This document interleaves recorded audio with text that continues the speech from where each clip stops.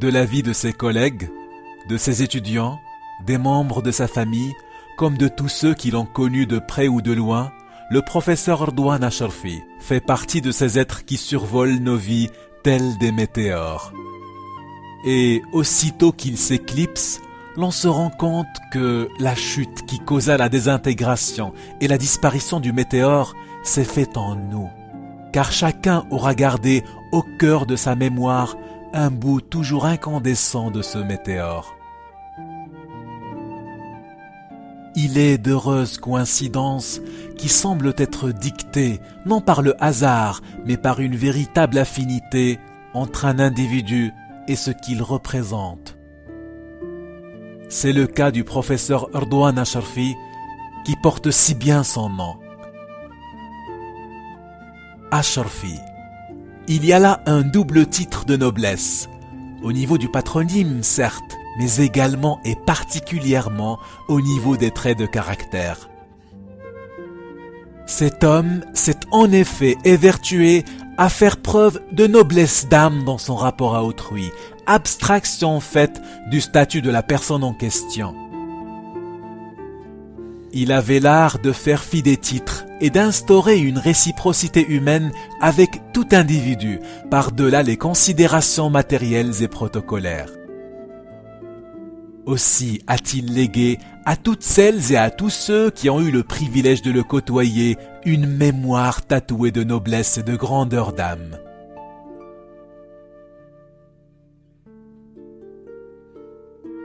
Savoir encyclopédique, culture plurielle, éloquence, douceur, affabilité, magnanimité. Les deux témoignages suivants sont en fait l'écho de ce que plusieurs personnes éprouvent à l'égard de cet homme d'exception. Que dire de notre regretté, notre cher professeur Ardouan Acharfi? Que son âme repose en paix. J'avais la chance d'être son étudiante pendant 2 années de master. Il était l'incarnation de la grandeur d'âme, de l'amour, du bien, du savoir, de toutes les vertus. Il nous aimait et nous considérait comme sa famille. Et le sourire ne quittait jamais son visage. Il était vraiment passionné par le métier de l'enseignement et passionné par la littérature, et il était très généreux dans sa transmission du savoir. On a beaucoup appris grâce à lui. Imaginez qu'un professeur, chaque matin, saluait ses étudiants un par un. Il n'a jamais oublié de nous saluer et nous accueillir un par un avec son beau sourire. Je me souviens du jour de l'entretien de master, j'ai été un peu stressée, mais notre professeur Ardouan Acharfi m'a rassurée avec son beau sourire. Et à chaque fois que je répondais à une question ou que je m'exprimais, il me disait très bien, très bien. Il m'a vraiment beaucoup encouragée tout au long de l'entretien pour que je puisse m'exprimer bien et à l'aise. Et même quand il était souffrant dans ces derniers mois, il essayait de venir à chaque fois qu'il se sentait un peu bien pour assurer les cours. J'avais vraiment de la chance parce que je l'ai visité 1 semaine avant sa mort. Malheureusement, il avait perdu la voix, mais j'ai pu discuter avec sa femme. Elle m'a dit « Il aime ses étudiants et il aime l'enseignement ». Les mots ne me suffiront pas pour vous décrire, monsieur Acharfi. Que votre âme repose en paix. Monsieur Acharfi. Je m'adresse à vous, monsieur Acharfi. Certes, vous nous avez quittés, mais vous êtes toujours là, dans nos cœurs. Vous avez quitté l'université, vous avez quitté votre maison, vous avez quitté toute la vie, mais vous avez laissé votre trace à travers votre doux caractère, votre générosité, votre gentillesse. Vous étiez si respectueux, vous respectiez tout le monde. Votre sourire, oui, un très beau souvenir qui est resté ancré dans mon cœur. Vous aviez un sourire vraiment apaisant, inoubliable. Je me rappelle, pendant vos cours magistraux, lorsque quelqu'un de vos étudiants voulait intervenir, comment, grâce à votre intelligence et à votre expérience, vous l'orientiez vers le meilleur afin qu'il réussisse et afin qu'il ait confiance en lui. Et vous arriviez toujours à réaliser la visée prévue de votre tâche honorable. Je me demande quelquefois Pourquoi vous nous avez quittés, silencieusement, sans nous intervenir, tout d'un coup?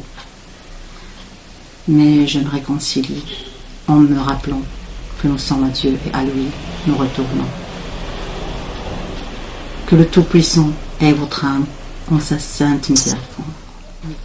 Je vous dis adieu, monsieur, mais sachez que vous êtes toujours ici dans nos cœurs.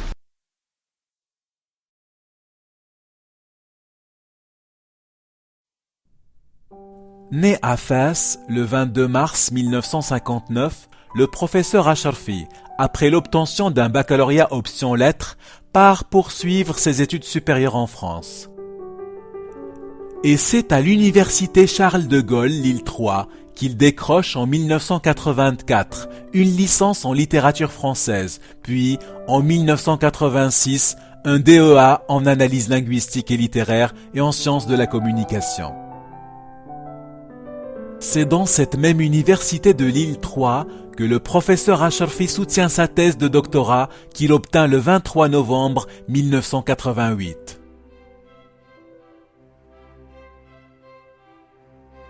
Intitulée « Les problématiques de l'identité et de l'écriture dans l'imaginaire marocain et dans l'œuvre de Abdelkbir Khatibi », cette thèse magistrale du professeur Acharfi se propose dans un premier temps de dévoiler à travers des thèmes existentiels les implications pathologiques de la configuration identitaire de l'imaginaire islamique, afin d'en inverser les mythèmes morbides en items philosophiques et culturels susceptibles d'ouvrir l'identité marocaine sur le monde. Dans un second temps, cet apport théorique permet l'analyse de l'identité dans l'écriture de Abdelkbir Khatibi à travers l'ensemble de son œuvre et permet de voir l'évolution de ce concept dans sa pensée, la critique de celui-ci et les limites de cette critique dans ses écrits. Le 6 octobre 1993 correspond à la date où le professeur Acharfi a intégré l'université Sidi Mohammed Ben Abdallah pour faire partie du corps professoral de la faculté Fès Saïs au département de langue et de littérature française. Il a enseigné dans cette faculté différentes matières et disciplines: la poésie, les théories littéraires, la critique littéraire, la poétique et l'imaginaire maghrébin, le fantastique, etc. Ces étudiants de licence, de master ou de doctorat savent à quel point le professeur Acharfi avait ce souci méticuleux de la rigueur scientifique. Il a persisté à vivre conformément à son impératif d'authenticité qui, au-delà de la sphère académique et professorale, transparaît dans la relation amicale qu'il nouait avec ses étudiants.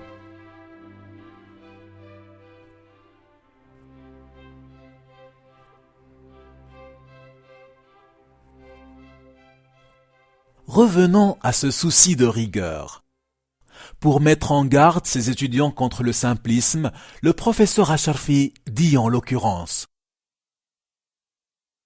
L'écriture elle-même appelle une herméneutique très complexe. Il y a une complexité de l'écriture qui appelle une herméneutique très complexe. Donc, le risque à éviter, c'est le simplisme, c'est le trivialisme, c'est la banalité des pistes d'interprétation. Les pistes qui sont exigées de nous sont des pistes beaucoup plus complexes parce qu'elles renvoient à la construction d'un univers. Ça ne renvoie pas à un personnage, ça ne renvoie pas à un contexte, mais ça renvoie à une solidarité de facteurs qui sont liés les uns aux autres pour forger un univers, pour forger un monde. Et ce monde-là, il transparaît dans l'écriture et il nous revient à nous, qui lisons ces textes, de les décrypter dans ce sens-là.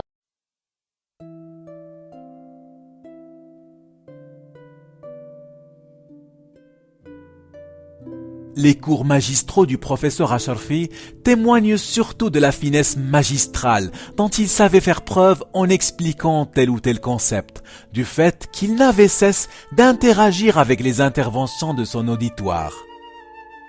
Souvent, les cours du professeur Asharfi étaient le théâtre où, parallèlement au savoir qu'il transmettait, il veillait à développer une réflexion personnelle d'une rare perspicacité. À titre d'exemple, on peut l'entendre méditer sur le vrai sens de la démocratie, sur la notion d'identité, sur les confusions entretenues concernant telle ou telle entité civilisationnelle.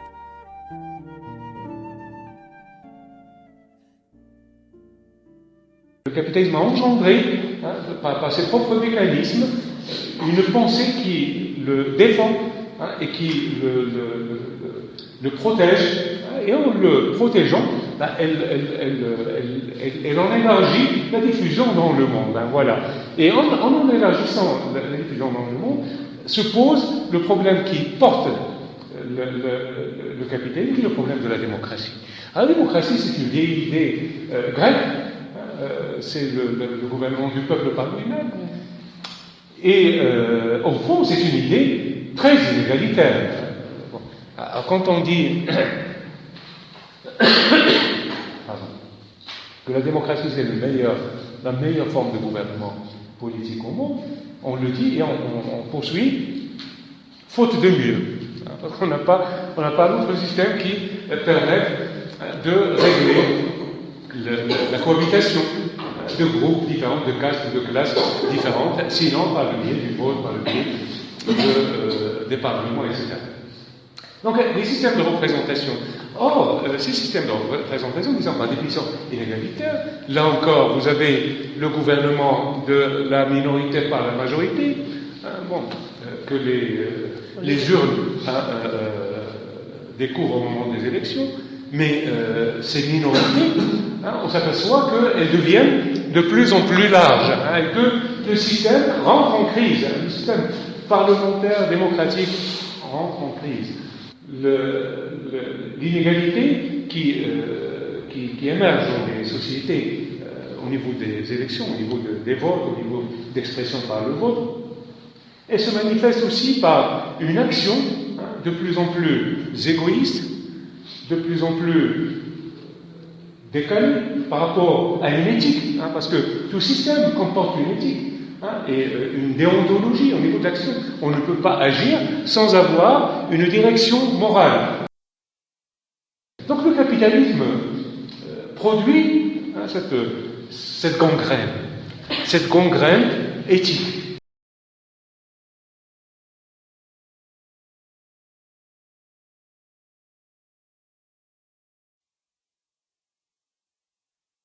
Donc la pensée chrétienne, elle recèle par ailleurs un moment de générosité, mais ce qui est grave dans l'appréhension de tout ça, ce sont les généralisations, comme il se fait aujourd'hui, quand on dit, voilà, l'islam pose un problème. On ne comprend pas l'islam, on a commencé par là. J'ai dit que cela dépend de la quête. La quête est toujours curieuse, elle est toujours... elle s'inscrit toujours dans le mystère, mais dans un mystère annonciatif ou annonciateur, plutôt qu'un mystère éjecteur ou réjecteur de l'autre. Quand je dis je ne comprends pas l'hindouisme, je veux connaître l'hindouisme, je ne condamne pas l'hindouisme. Ma quête annonce une recherche du sens de cet hindouisme-là et ce qu'il pourrait m'apporter comme richesse d'une identité qui n'est pas la mienne et que je peux remettre dans mon escarcelle, que je peux remettre dans mon sac pour pouvoir m'en nourrir. Voilà. Cette quête qui, comme j'ai dit, est régénératrice, et annonciatrice et régénératrice, parce que quand on dit je ne comprends pas l'islam, je ferme les frontières, là on est dans la restriction. Je n'aime pas les Mexicains, je construis un mur. Là, on est dans l'exclusion. Oui, on est dans l'exclusion, on est dans la restriction, on est dans le rejet, on est dans l'annihilation de l'autre. On a envie, et c'est comme ça qu'ont commencé tous les totalitarismes. On évoque d'ailleurs à bon escient le fascisme, le nazisme. C'est comme ça que ça a commencé, de stigmatiser cet autre en disant je ne comprends pas le juif, donc j'élimine le juif. Je ne comprends pas le tzigan, j'élimine le tzigan. Et évidemment, je construis tout un argumentaire autour de ça, comme on est en train de le faire aujourd'hui, par rapport à une Amérique qui serait supérieure, une civilisation supérieure à toutes les civilisations, supérieure à toutes les cultures, ce qui n'est pas du tout vrai, parce qu'on n'est pas dans le pesage, on n'est pas dans l'onage des civilisations. Je ne suis pas en train de dire celle-ci est plus intéressante que l'autre. Et l'ethnologie et l'anthropologie n'ont pu devenir l'essence humaine au sens d'humanisme, c'est-à-dire des sens partageables par les hommes, que quand elles ont admis cette idée qu'il n'y a pas de société inférieure à une autre société. Il n'y a pas de gradation dans les rapports entre les civilisations. Alors on a commencé à parler de société sans écriture, par exemple, pour dire que ce n'est pas parce qu'on n'a pas inventé l'écriture qu'on est moins civilisé que l'autre. On a un patrimoine oral qui vaut aussi bien. Donc voilà, on est parti sur ça. La notion de folie, qui constitua l'un des thèmes de prédilection du professeur Acharfi, fait l'objet d'édifiantes réflexions. Écoutons. Et une folie moderne qui demande d'être traitée autrement que la manière dont on l'a traitée au XIXe, au XVIe, au XVe siècle. Donc, voilà, il faut une science, il fallait une science qui accompagnât ces manifestations nouvelles, ces figures nouvelles de la folie, comme une nouvelle police, une nouvelle science criminelle pour accompagner ces nouveaux profils de criminels. Et si j'insiste sur ces figures de la différence, c'est parce que toute la mélodique du fantastique, de même que toute l'esthétique du fantastique, est dirigée dans ce sens-là, dans la mise en accusation de cette flambée, cette floraison de la normalité au XIXe siècle. La société a tendance à produire de plus en plus d'individus anormaux et a tendance à ne plus pouvoir les prendre en charge. Voilà. La difficulté de prendre en charge un nombre considérable de gens qui, de la normalité, deviennent anormaux, deviennent contre la norme ou antinormes et menacent l'édifice social.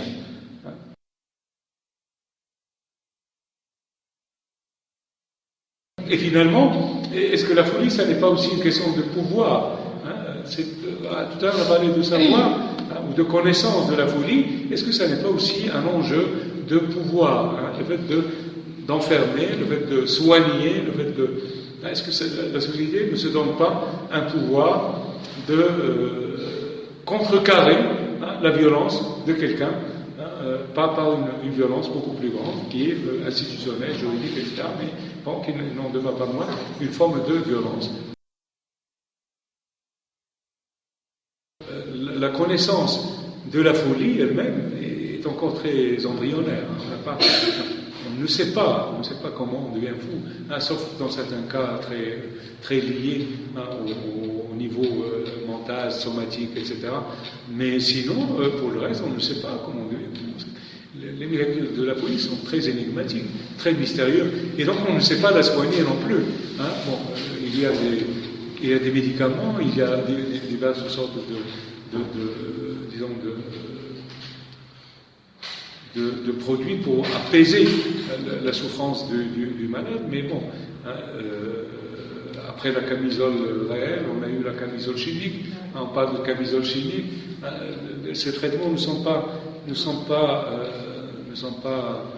exempts de critique, on critique beaucoup la médicalisation de la folie, aujourd'hui, bon, maintenant, comme j'ai dit tout à l'heure, le dilemme c'est celui-là, c'est cette universalisation de la folie, cette désignation de la folie, ce que je disais tout à l'heure, on ne désigne pas culturellement la folie de la même manière.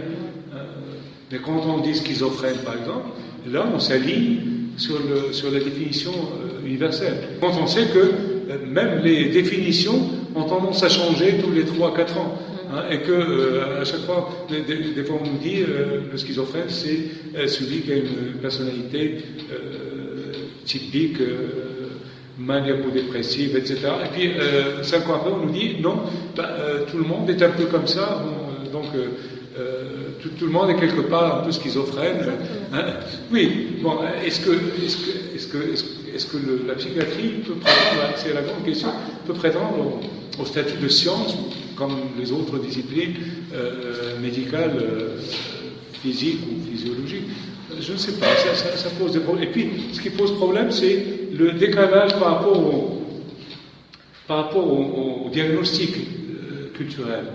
Parce que chaque société a sa grille d'interprétation des troubles mentaux, des troubles de comportement, mais les gens concernés, les psychiatres, eux-mêmes, il y a une petite tendance au Maroc, très ancienne d'ailleurs, dans laquelle on s'inscrit en faux contre les approches culturelles. Sauf de rares exceptions, mais sinon, l'ensemble des psychiatres est pour une psychiatrie médicale, médicalisée, à l'hôpital, etc. En offrant à son public l'opportunité d'assister à une réflexion qui s'élabore, le professeur Acharfi permettait à ceux qui suivaient ses cours d'appréhender d'une part les notions étudiées avec une plus grande lucidité et d'aiguiser d'autre part leur sens critique. Lequel sens critique devient d'un secours inestimable lors des travaux de recherche en master et en doctorat. Ce n'est donc pas un hasard si le professeur Acharfi insistait dans les conseils qu'il prodiguait à ses étudiants tant sur le sérieux académique que sur l'honnêteté intellectuelle. Écoutons ces émouvantes paroles. C'est pour ça que j'insiste d'abord la stratégie, parce que le fait d'être dans la recherche, dans la réflexion académique, ne fait pas de vous des lyriques farfelus. Vous établissez des stratégies, et l'une des stratégies à établir, c'est celle-là, c'est se forger une réputation. C'est un travail de tous les jours, c'est un travail de consolidation, c'est un travail de construction, dans lequel le côté éthique est aussi important que le côté, sinon plus important que le côté scientifique. Disons qu'il le fonde, c'est lui-même qui le fonde. Pourquoi mettre en déperdition ma réputation que j'ai commencé à forger au niveau d'un travail de master ou de licence? Moi, ce que j'essaie de vous faire éviter, c'est cette banalisation de votre apport et de votre statut par des interventions occasionnelles dans lesquelles on ne livre rien, ou pratiquement rien. Donc, il faut avoir une prise sur le texte, il faut avoir une prise sur l'analyse, il faut avoir une prise sur l'argumentation et sur la postulation. Alors, parce que نشوفكم ان شاء الله بعد ربنا بالعين نشوفكم ما même rigueur البلاصه فين بغيتو توصلوا نتوما واللي بديتيو تخدموا فيها واللي مشيت معكم انا فيها شويش واحد وكيل جو دي اكومباني.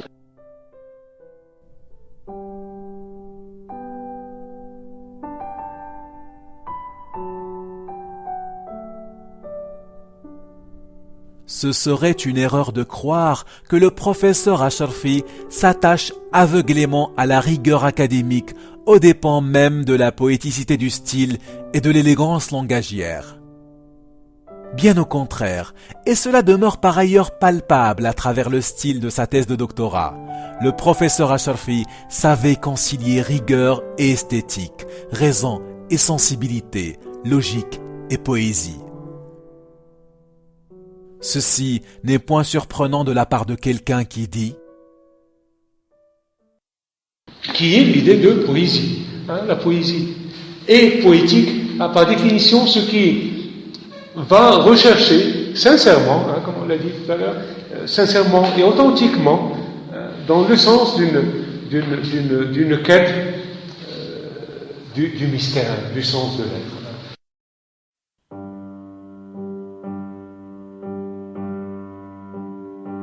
Parce que le professeur Asharfi fuyait les projecteurs et se contentait souvent d'écouter sans intervenir, parce qu'il était d'une profonde humilité intellectuelle, plusieurs de ses étudiants ignorent peut-être qu'il écrivait de la poésie. En voici un exemple saisissant en langue arabe. Mubhamatur Rahma. حرروني من شباك حريري وحنوثي بأفق وشعاعي حرروني من حدوثي في شمس تذرف دمعا حرروني من حوافري وحيوان نفسي فقد جاءني الرحمن في تشقق الصبح جاءني في لفحة الحر مروحة جاءني في حبور وحنين وحلاوة بدر فستقي في ثغر باسم حللوني كحلا في سم حللوني عظاما ذائبة ورحيقا في شكل ظلام سائل حللوني فتاتا لقوت الطير الأول فقد جاء الرحمن اليوم أسرابا وأمطارا ثم جاء مرحلة في زمن مرمري ثم في ألوان جاء أسعافا باكية تسوقها غدران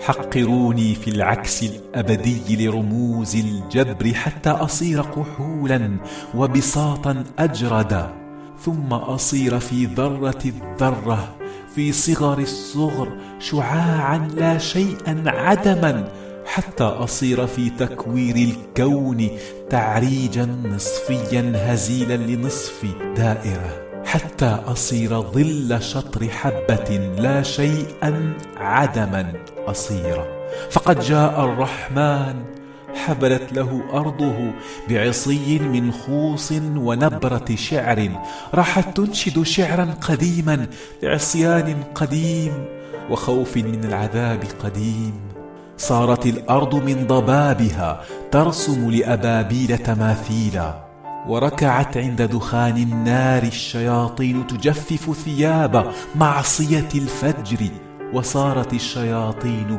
تردد بعض القرآن ثم صارت ترتل بعض القرآن ثم بالملائكة صارت تطلب قرانا وقلوبا صارت تطلب عن مساكن الصمت في المساء عن مسالك العتمة تطلب من الرحمن نورا ثانيا فقال الرحمن قد رفقت قديما بالخليقة نورا ونارا وطينا قد رأفت وحق اسمي فأنا الرحمن وهذه الرحمة مني وهذا مرح مني في حرمة كوني وهذا رمز الرحيم في حمرة الرمان وأنا الحميم وأنا الماحي والحليم أنا في غمرة الشك لا أحسب المعاصي وأحسب الأرواح عند العودة ليلا في محامل مسك وثلج.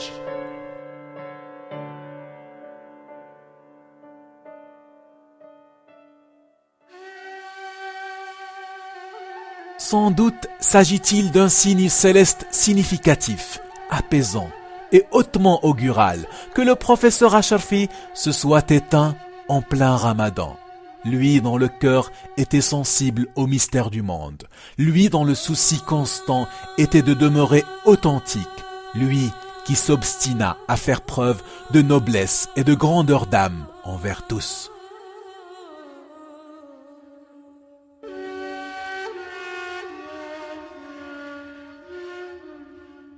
برضا